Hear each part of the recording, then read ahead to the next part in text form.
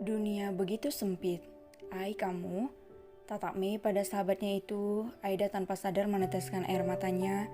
Begitu deras tanpa bisa dicegah lagi kali ini. Mei, kenapa dunia sempit banget Mei? Aku udah berusaha lupa dan gak pernah berharap lagi tentang dia. Tapi kenapa justru aku dibawa kembali sama dia Mei? Ai, sabar Ai, kita lihat dulu dan tanya bagaimana sebenarnya. Mei berusaha menenangkan. Ia mengusap bau Aida dan sesekali mengusap air matanya yang telah membasahi pipi sahabatnya itu. Sabar dulu, bentar lagi mereka keluar baru kita tanyain, oke? Ya aku sabar, jawab Aida. Tak lama kemudian Deb keluar bersama mamanya. Mama Lia seorang wanita parubaya yang tampak begitu cantik dan anggun. Meski tak dipungkiri jika kondisinya tampak begitu lemah. Mana sayang? Mana istri Ryan? Mama penasaran. Wanita seperti apa yang mampu meluluhkan hati pria itu? Tanya Mama Lia dengan begitu antusias. Itu dia. Tunjuk Dev pada Aida dan Mei. Aida, Mei, ini mamaku, Mama Lia. Dek, hati Aida berdebar dengan begitu kuat. Sakit, sesak, bahkan membuat pandangannya terasa remang. Kembali teringat olehnya kenangan buruk 15 tahun lalu itu. Ai, sabar, tepuk Mei di bahunya. Deb membawa Mama Lia duduk di sofa. Aida dan Mei menyusulnya dan memberikan senyuman yang begitu ramah. Dia tak mengenalku sama sekali, pikir Aida. Ia bahkan mendekat dan tanpa segan mencium tangan wanita ramah itu.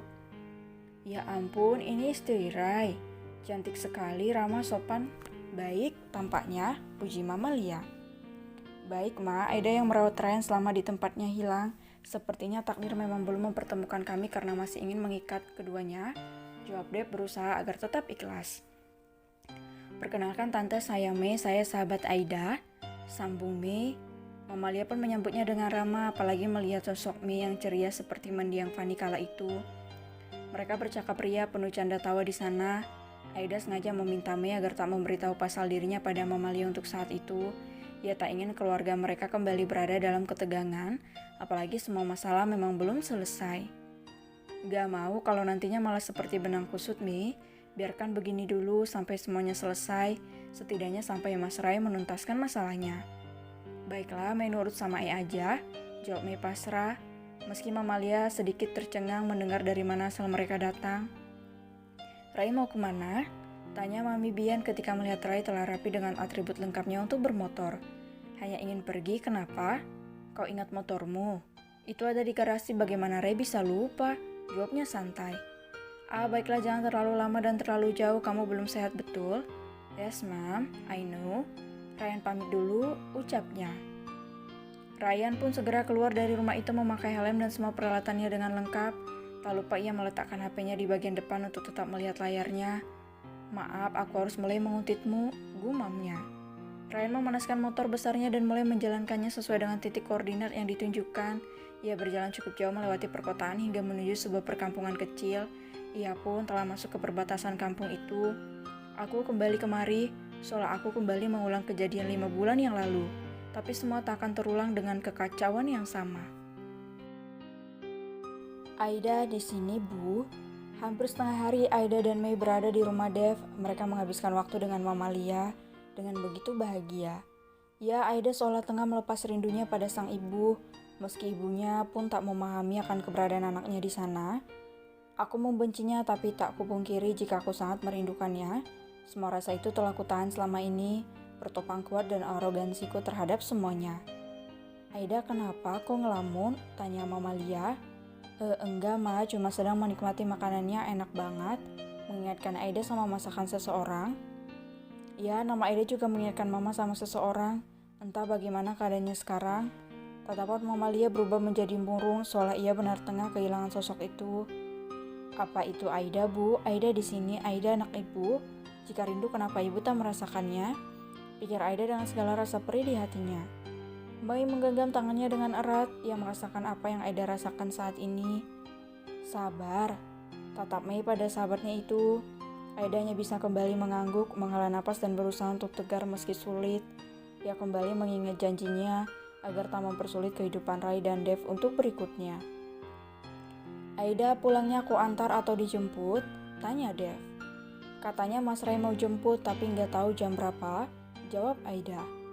Biasanya kalau Rai bilang mau jemput maka dia akan jemput, jadi Aida istirahat dulu di kamar, ucap Mama Lia. Antar ke kamar Fanny Dev, pinta Mama pada sang putra. Yes, Mam, balas Dev. Sejak sang papa meninggal, mereka hanya tinggal berdua di rumah itu, sama halnya seperti Mama Bian dan Rai. Tapi Mama Lia tak aneh seperti Mama Bian yang terobsesi dengan anak tirinya sendiri. Dev membawa Aida dan Mei ke kamar mendiang Fanny. Mereka dibiarkan istirahat di sana selama yang mereka mau. Anggap saja kamar sendiri, ucap Dev. Iya Mas Dev, terima kasih, jawab Mei dengan riang dan ceria. Dev pun pergi kembali ke kamarnya untuk melanjutkan pekerjaan di sana. Kau pulang, Sam? Sapa Rai, yang juga telah tiba di rumah lebih dulu darinya. Rai tatapnya agak canggung. Aku baru pulang, aku ke makam Mama dan Papa. Maaf tak mengajakmu. Ya, padahal aku gabut hari ini, andai kau mau mengajakku bermain. Bermain? Kau seperti anak kecil, Rai. Ledek Sam. Ayolah kita bermain, kata Dev. Kita sering bermain airsoft gun. Benar?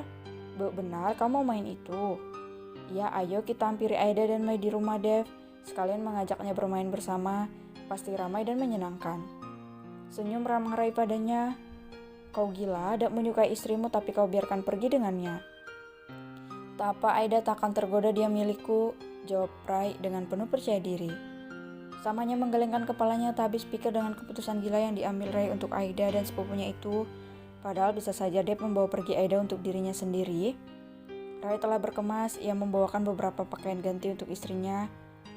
Berlebih untuk persiapan Mei juga di sana, perhatiannya juga begitu tulus pada gadis jomblo itu. Kau sudah beritahu Dev? Belum, aku ingin memberi kejutan padanya. Tak salah kan? Tidak, geleng Sam. Ayo pergi, hari semakin sore, tak enak ketika sedang asik main dan harus terhenti karena gelap.